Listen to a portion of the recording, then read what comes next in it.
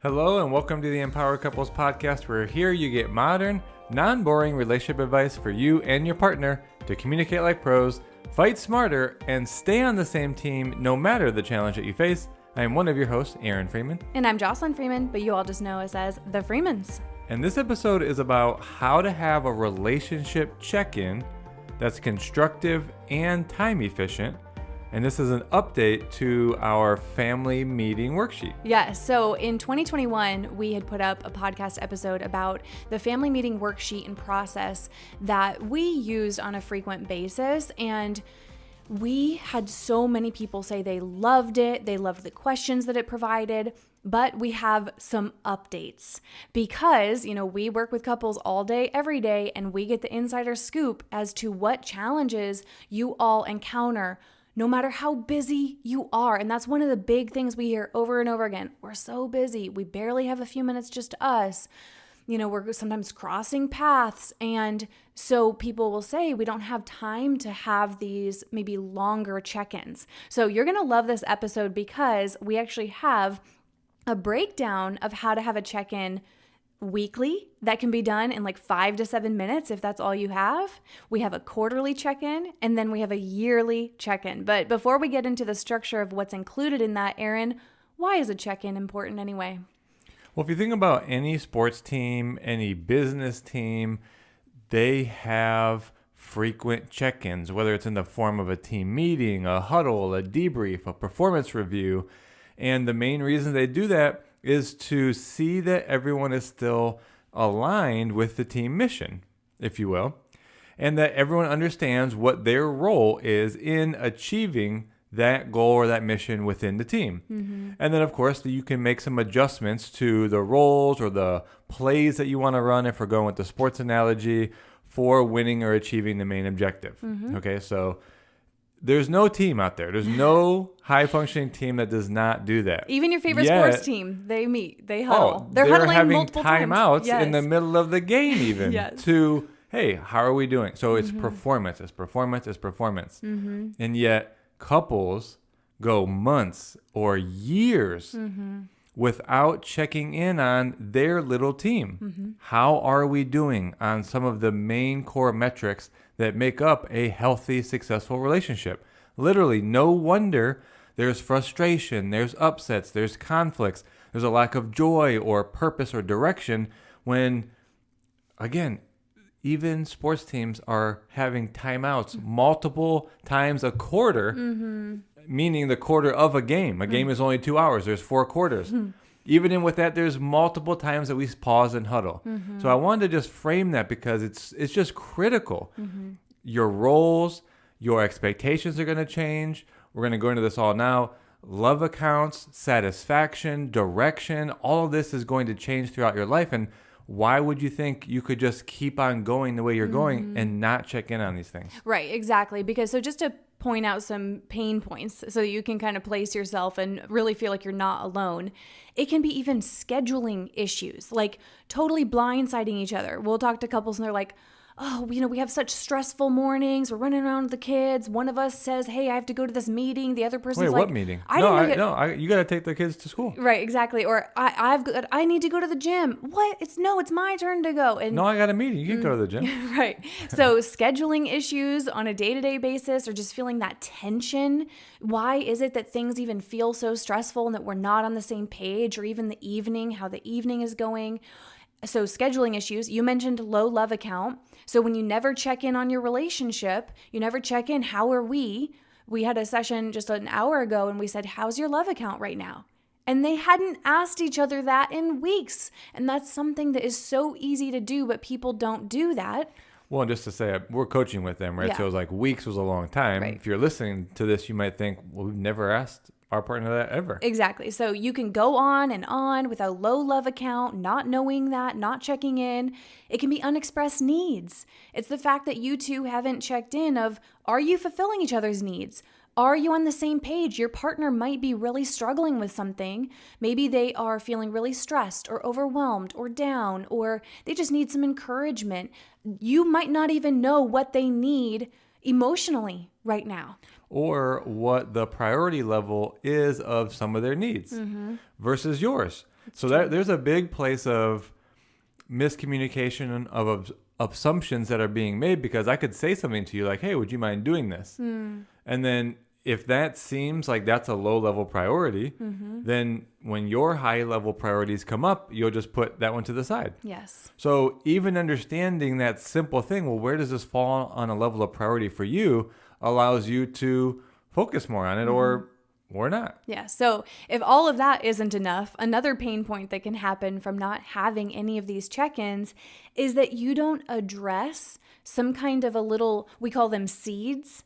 So discussing things when they're seeds instead of weeds. You could be having something that's festering, maybe something unresolved or something that one of you's heard about or you didn't repair, and it's festering, which I know is like a strong word, but like that's what happens to these wounds.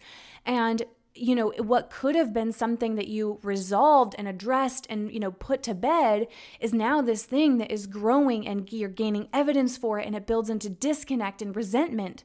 So I know that's kind of like a bigger step forward, but that's what happens. That's what happens when we talk to couples and they haven't prioritized us. They haven't checked in years because they've been prioritizing kids and work and all taking care of family members. And we get it. We have all those things on our plates as well.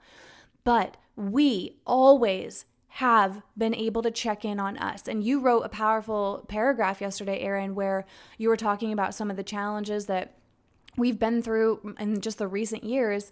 And you wrote, but we have always stayed on the same team. And it kind of made me tear up even reading that. You wrote that because we have always been on the same team, even though we've had moments of frustration. We argue too, you guys. Like we have moments of feeling like oil and water or missing each other, feeling disconnected, arguing, but we've been able to overcome them, address them, and stay on the same team. Okay, wow, we really hit it. I want to come back and just say that was probably a lot for the listeners, but it is something that we're very, very important to us to get across, is to have these kind of check-ins. Right, we're just trying to get across how important it is. I know we got it across. I just want to say that's clear. And we have a brand new guide that you can actually get right now to take you through this process. We're going to do the audio version of it now, but to really cement this in, you'll want to get the new family meeting guide, which includes these 3 templates. And you can get that at thecouplesexperience.com/family. Yep. And that'll be in the show notes also. So let's start to dive into how you have these conversations and kind of break down some of these templates that you'll see when you do get your own family meeting. And we break this down into, first of all, the miscommunications, the things that could happen to have this go awry, to have this go wayward. So that's the first really section sets you up. Yeah. So when you get to it, it's that we break this down into 3 frequencies, technically. Weekly check-in, your quarterly check-in, and then your yearly check-in. And we wanted to make it so that the weekly could be done in as little as 5 to 7 minutes. The quarterly could really be done in about 15 minutes if that's all the time you had. Of course, we would encourage you to take longer for the quarterly check-in 4 times a year. And then yearly could be in as little as 20 minutes. So, of course, you can make them longer, but we wanted to prove to you that you can, in just a few minutes, get on the same page. And I think that the weekly is the most important one. And probably the one that people will just keep putting off. But that's why I think the templates that we have in the guide will really help, especially if you print it out. But so some of the things that we encourage you to cover, and our guide provides you with 5 questions that we recommend asking each other. You could do this while you're on a walk. You could do it sitting down. Maybe you wake up early before the kids and have coffee on a Sunday and do this. It could be, if you have to get creative, you could be on the phone in separate places. Like let's say one of you, it's hard to find time where you can actually overlap. You could be at work. One of you's at work, one of you's at home and trying to have this. So whatever you have to do to make this happen on a weekly basis, these are the points that we want you to address every single week. Number 1, checking in on your love accounts. Where do you each fall on a scale of 0 to 10? Where is your love account at? And this is so important to ask each other and check in because you want to catch it when it starts to slightly reduce. When it goes from a 9, hopefully you get up to those, have those moments. You want to catch it when it's at a 7 or a 6. You don't want to be catching your love account being at a 3 and you're now borderline, going to go into the red. That's when you're really reactive with each other. That's when it doesn't feel like you have any grace for each other and you're having more arguments.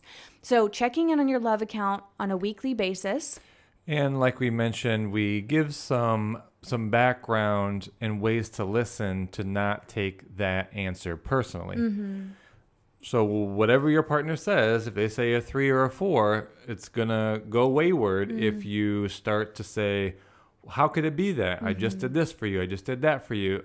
You just have to accept in your partner's experience, in this conversation, this is where they feel their love account is at. Obviously, it's subjective. It is their experience.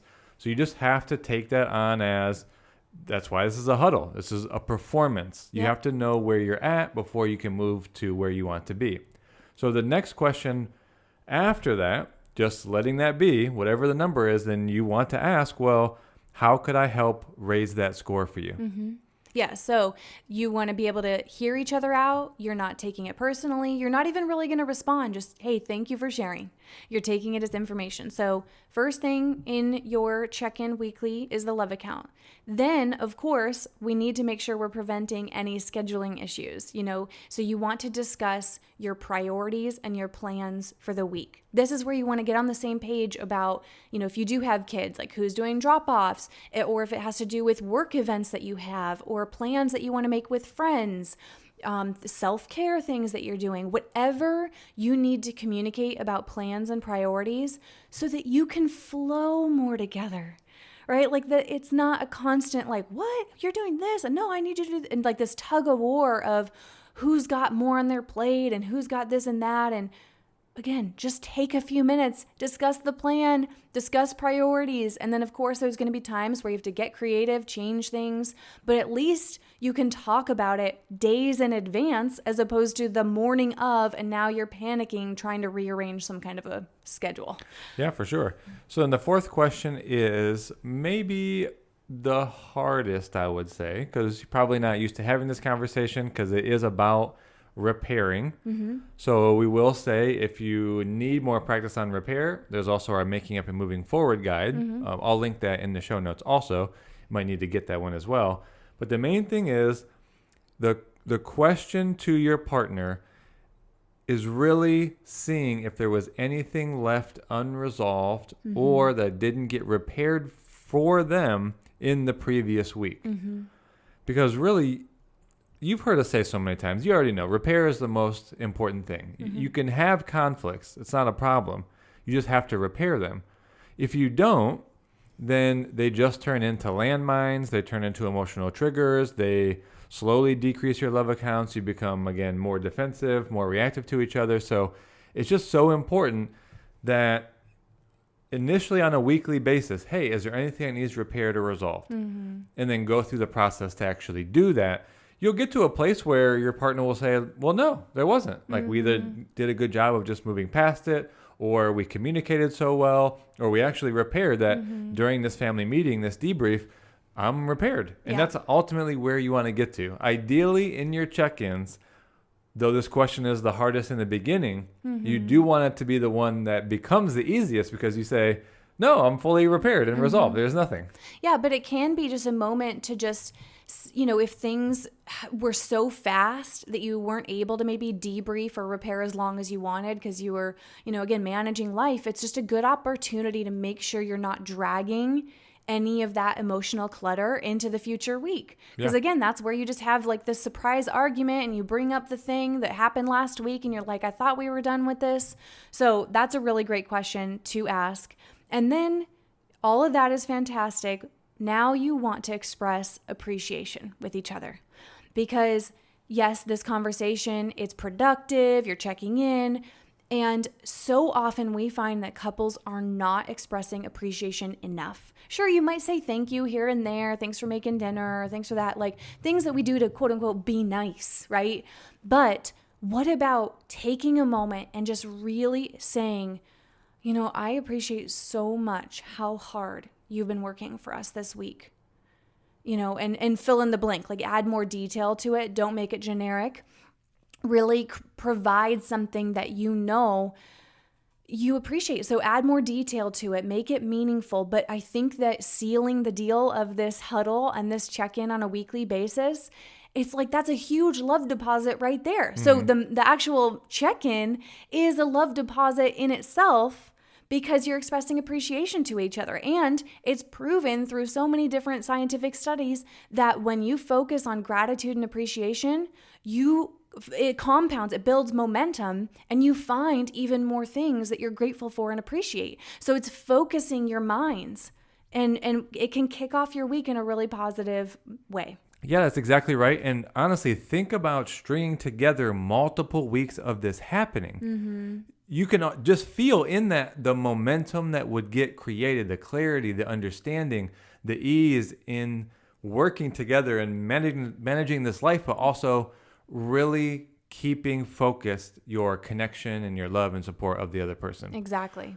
So then that moves you into technically the second frequency breakdown, which is going to be quarterly. Mm-hmm. So stay focused on the weekly items to check in on. And then when you get to 3 months, what starts to change or what you lose awareness on is your level of satisfaction in particular areas of your relationship. Mm-hmm. I mean, we can really only focus on a specific number of things, and there are a lot of areas that make up your relationship. So we won't go over every category, but you obviously have things like your communication, your conflict resolution, your finances, your leisure, your intimacy, your mm-hmm. professional life. So children and parenting. Mm-hmm. So you have all these areas, and you may have been only focusing on one or two. Mm-hmm. So you don't want the rest of them to fall to the wayside and then become places where you have dissatisfaction. Mm-hmm. So that's what we really want you to check in on. So quarterly, you're getting out the template and you're going through with your partner and saying, of these main areas of our relationship, where are we at in our level of satisfaction? Mm-hmm. And this was really what our old podcast primarily went over. Mm-hmm. And it was about saying, well, in communication, I'm probably a 7. Because you're doing it on a scale of 0 to 10. 10 being like total satisfaction. 0 would be like the worst. So that scale is easy to use. And then your partner is going to initially write down their answers. Mm-hmm. Don't let your answer be swayed by what they say. Mm-hmm. So you'll go all the way down through, scoring from, I guess, technically 0, mm-hmm. 0 to 10 on all these areas. Then next, you just want to kind of step back. Again, you can't take these things personally. You don't want to get defensive. You don't want to provide logic or details on why their score shouldn't be that low mm-hmm. or whatever. Again, it's the huddle. It's the check-in. This is just where they're at. Mm-hmm. So then the next question is, well, for any of these places that were lower, what is our goal or intention starting now mm-hmm. to raise that score? Yep. Well, and there's a few things that are powerful about this. So this is one of the activities we do on most of the first sessions that we ever do with couples. So again, that's why we created these guides for you guys, is because we have such a long wait list right now for private sessions that unfortunately we know we won't be able to get to them all. Like, we are so grateful and blessed for how many of you want to work with us, but because we can't work around the clock and still do family life, we create these guides so you can get access to a lot of our tools. And so what I was getting at is that couples will have a few realizations in doing this activity using the worksheet.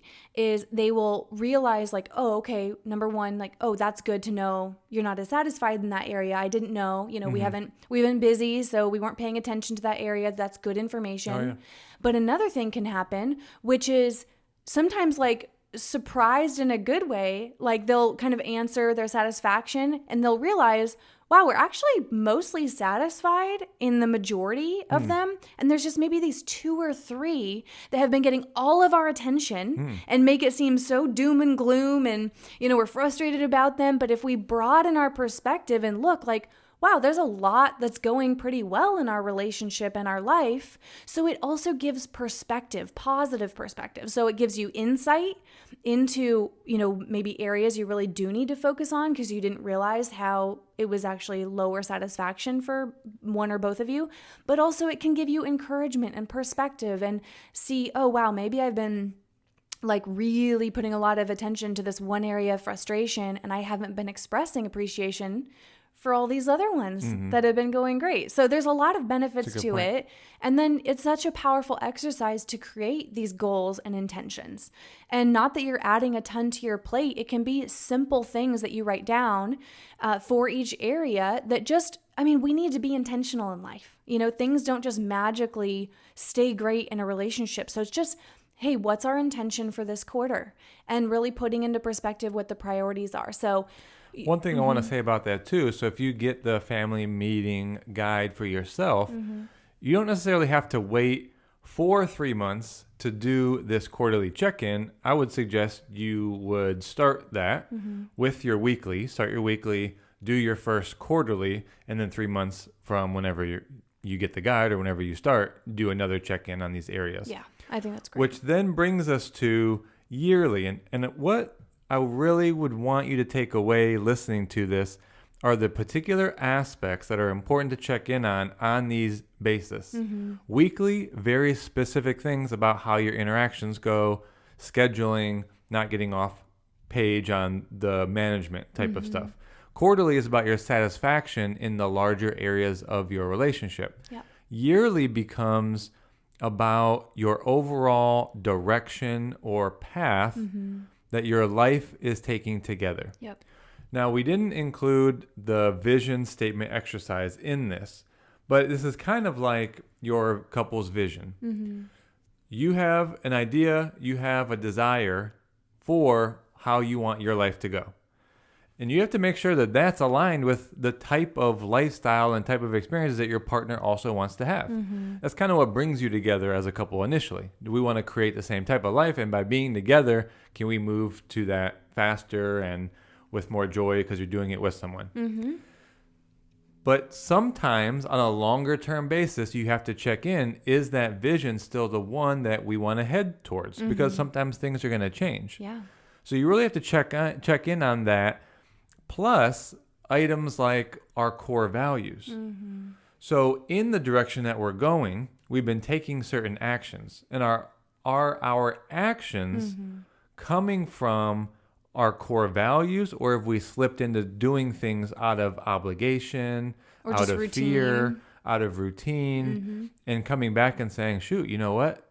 Yeah, maybe we're just doing it because it's routine. We haven't really thought through it. So what are our core values, or do they need to be adjusted? Well, because sometimes we need to be honest with ourselves and actually find that we say we prioritize certain things. Like a lot of people say, family's number one. Okay, let's look at your schedule, or let's look at your priorities and how often you're present with your family, or that you're not just, there doing just dinner and like the normal grind, but that you are creating experiences together. Or let's say you say, a top value of ours is connection. Okay. Have you actually been prioritizing connection? So this is a good opportunity to have like a real check-in. You're getting fired up. I am, because I think this is something you and I have, this has saved us so many times. And what I mean by saved us is that it has saved us from getting too far off track. Like we have been so purposeful and connected and unified, even during really hard seasons, because yes, the weekly check-in, that's a huge part of it. The quarterly, of course.